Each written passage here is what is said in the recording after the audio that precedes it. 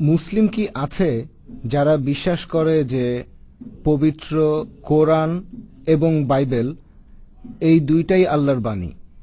আর আপনার মতে এমনটা কি করা সম্ভব যে আমরা কোরআন মানব আর বাইবেলও মানব, যে দুইটাই আল্লাহর বাণী? ডেভিড ভাই সুন্দর প্রশ্ন করেছেন যে কোন মুসলিম কি বিশ্বাস করে যে কোরআন এবং বাইবেল দুটোই আল্লাহর বাণী? এই দুটোর তুলনা করে কোন মুসলিম কি এটা মানবে যে কোরআন এবং বাইবেল দুটোই আল্লাহর বাণী? যদি এখানে বাইবেল শব্দটার কথা বলেন, বর্তমানের বাইবেল সম্পর্কে যদি বলেন, এমন কিছু মুসলিম আছে যারা মানে যে বাইবেল হলো আল্লাহর বাণী।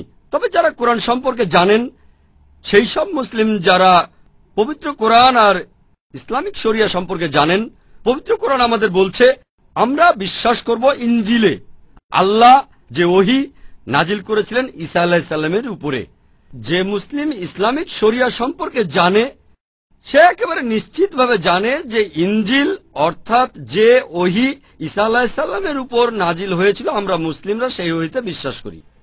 আর ইসলাম হলো একমাত্র খ্রিস্টান ধর্মবিশ্বাস যেখানে ঈসা আলাইহিস সালামকে নবী হিসেবে বিশ্বাস করাটা বাধ্যতামূলক।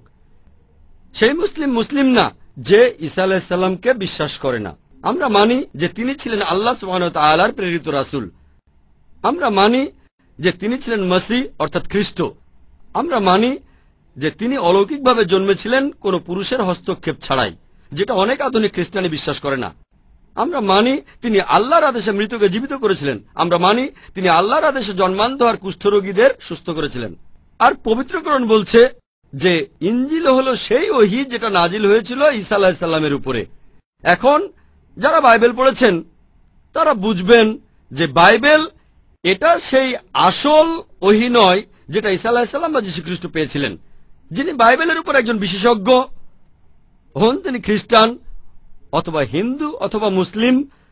বাইবেল পড়লে আপনারাও বুঝবেন যে বর্তমানে আমরা যে বাইবেল দেখছি, বাইবেল শব্দটা এসেছে গ্রিক শব্দ বিবলোস থেকে, যার অর্থ বই বা অনেকগুলো বই। আপনারা হয়তো জানেন যে বাইবেল হলো অনেকগুলো বইয়ের সংগ্রহ, 66টা। এটা বলে খ্রিস্টানদের একটা গ্রুপ, প্রোটেস্ট্যান্টরা। আর ক্যাথলিকরা তারা বলে 73টা, 7টা বই বেশি। তাহলে এই বাইবেল এসেছে গ্রিক শব্দ বিবলোস থেকে। আর মুসলিমরা আমরা যারা শরিয়া সম্পর্কে কিছুটা জানি, আমরা বলি যে এই বাইবেলের পুরোটাই আল্লাহর বাণী নয়। যদি বাইবেল ভালো করে পড়েন, কিছু কথা বাইবেলের কিছু অংশ খুবই সামান্য আল্লাহ তাআলার বাণী, কিছু অংশ সেগুলো নবীর বাণী, যীশু খ্রিস্ট বলেছেন। কিছু অংশ ঐতিহাসিক, কিছু অংশে অত্যন্ত দুঃখের সাথে বলছি আছে পর্নোগ্রাফি, ভুল আর পরস্পর বিরোধী কথা আছে। আমরা বাইবেলের এই ভুলগুলোকে নিয়ে বলতে পারি না যে আল্লাহ লিখেছেন, এটা বলতে পারি না যে আল্লাহ এখানে অবৈজ্ঞানিক কথা লিখেছেন। আমরা যেটা বলি, আমরা যেটা মানি যে আসমানি কিতাব ইনজিল যেটা ঈসা আলাইহিস সালামের উপর নাজিল হয়েছিল সেটা আল্লাহ তাআলার বাণী। তবে বর্তমানের বাইবেল একটা মিক্সচার। তাই সামগ্রিকভাবে যারা পবিত্র কোরআন আর বাইবেল সম্পর্কে জানেন তারা কখনোই বলবেন না যে সামগ্রিকভাবে পুরো বাইবেল এটা আল্লাহর বাণী। তবে হ্যাঁ, ঈসা আলাইহিস সালামের উপর যে ওহী নাজিল হয়েছিল সেটা আল্লাহর বাণী। এবার আপনার দ্বিতীয় প্রশ্নে আসি, যে বাইবেল আর কোরআনের মধ্যে সাদৃশ্য আছে। আমার একটা লেকচারে ইসলামের সাথে খ্রিস্টান ধর্মের সাদৃশ্যগুলো দেখিয়েছিলাম। যেহেতু আমরা মানি আল্লাহ তাআলা ঈসা আলাইহিস সালামের উপরে যে ওহী নাজিল করেছিলেন সেটা আল্লাহ তাআলার বাণী, আমরা তাই এখানে বেছে নেই সেই অংশগুলো যেগুলো সর্বশেষ আসমানি কিতাবের সাথে মিলে যায়। যদি আপনারা ওল্ড টেস্টামেন্ট আর নিউ টেস্টামেন্টের কথা বলেন, পবিত্র কোরআন হলো আল্লাহ তাআলার লাস্ট টেস্টামেন্ট। আর যদি এই কোরআন নিয়ে অন্য পরীক্ষা করতে চান, যদি বিজ্ঞান নিয়ে পরীক্ষা করতে চান, কোরআন সেটাই পাশ করবে। কোরআনে একটাও পরস্পর বিরোধী কথা পাবেন না, পবিত্র কোরআনে কোনো ভুল খুঁজে পাবেন না। তাহলে যদি এভাবে পরীক্ষা করেন, যে কোনো ধর্মগ্রন্থ হোক, সেটা হিন্দু ধর্মগ্রন্থ অথবা কোরআন অথবা বাইবেল, দেখতে পাবো পরীক্ষায় শুধু কোরআনই পাশ করবে, আর দুর্ভাগ্যজনকভাবে বাইবেল এই পরীক্ষায় ফেল করবে। আমি আমেরিকায় একটা বিতর্ক করেছিলাম, Quran and Bible in the light of science. বিতর্কটা ছিল ডক্টর উইলিয়াম ক্যাম্বেলের সঙ্গে। তিনি একটা বই লিখেছিলেন যে কোরআনে 30টা বৈজ্ঞানিক ভুল আছে। অনেকদিন কোন মুসলিমের উত্তরে কিছু বলেননি। আমি শিকাগোতে গিয়ে ডক্টর ক্যাম্বেলের সঙ্গে বিতর্ক করলাম, আর আলহামদুলিল্লাহ আল্লাহ তাআলার অশেষ রহমতে আমি সবগুলো অভিযোগ খণ্ডন করলাম।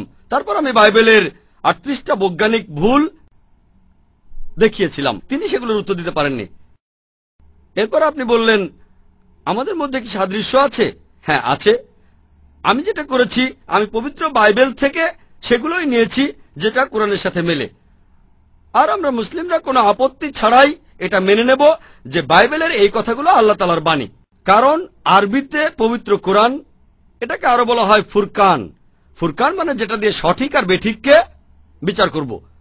যদি একটা স্কেল থাকে তাহলে কোনো কিছু মেপে দেখতে পারবো। তাহলে যখন স্কেলটা দিয়ে দেখব আর যেটা কোরআনের সাথে মিলে যাবে, আমরা মুসলিমরা সামগ্রিকভাবে কোনো আপত্তি ছাড়াই মেনে নেব যে বাইবেলের এই অংশটা আল্লাহ তাআলার বাণী।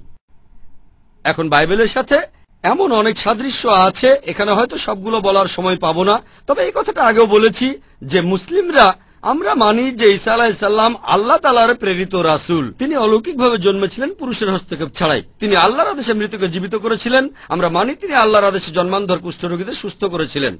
মুসলিম আর খ্রিস্টানরা আমরা এখানে এক। আমাদের মধ্যে অমিলও আছে। এমন অনেক খ্রিস্টান আছে যারা বলে যীশু খ্রিস্ট নিজেকে ঈশ্বর বলে দাবি করেছিলেন। তিনি বলেছিলেন যে তিনি নাকি ঈশ্বর।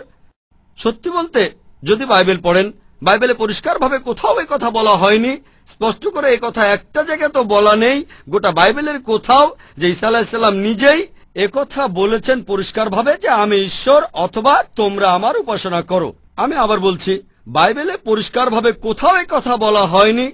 স্পষ্ট করে বলা একটা লাইনও নেই গোটা বাইবেলের কোথাও যেখানে ঈসা আলাইহিস সালাম নিজেই বলেছেন যে আমি ঈশ্বর অথবা তোমরা আমার উপাসনা করো। আপনি যদি পবিত্র বাইবেল পড়েন, যীশু খ্রিস্ট তার নিজের মুখেই বলেছেন।